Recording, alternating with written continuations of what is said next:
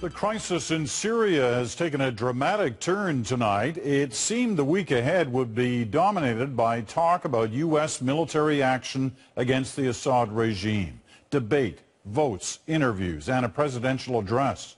But discussion of an airstrike has been sidelined by a sudden diplomatic proposal, one promoted by a key Syrian ally.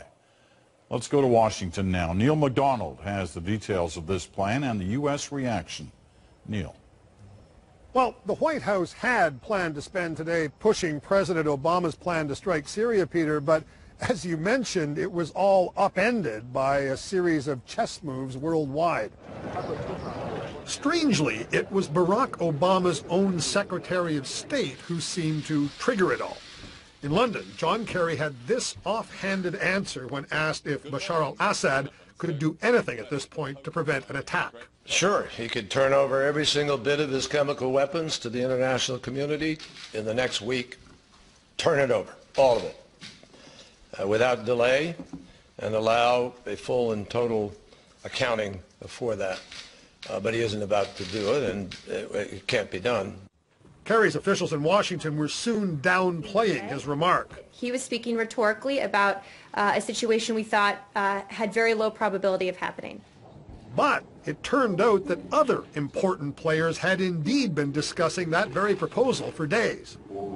Syria's chief patron, Russia, quickly announced its support. We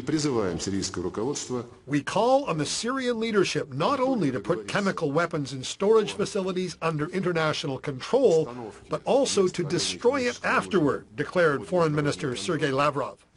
Then the Secretary General of the UN weighed in. I'm considering urging the Security Council to demand the immediate transfer of Syria's chemical weapons and chemical precursor stocks to places inside Syria where they can be safely stored and destroyed. And in short order, the Assad regime itself welcomed the proposal.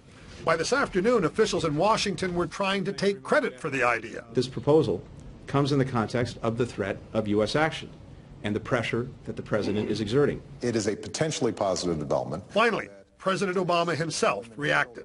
It's unlikely that we would have arrived at that point where there were even public statements like that without a credible military threat to deal with the chemical weapons use inside of Syria.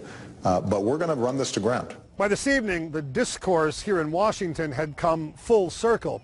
This is now being portrayed on American television as not just an American initiative, Peter, but as something that never would have happened at all had it not been for President Obama's military threats.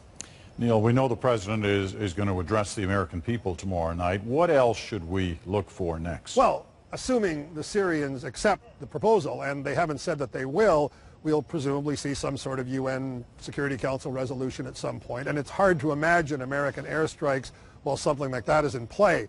What we still don't know, Peter, is whether this was, in fact, some sort of grandly coordinated international scheme, or whether the Obama administration has just been outmaneuvered by the Russians and the Assad regime.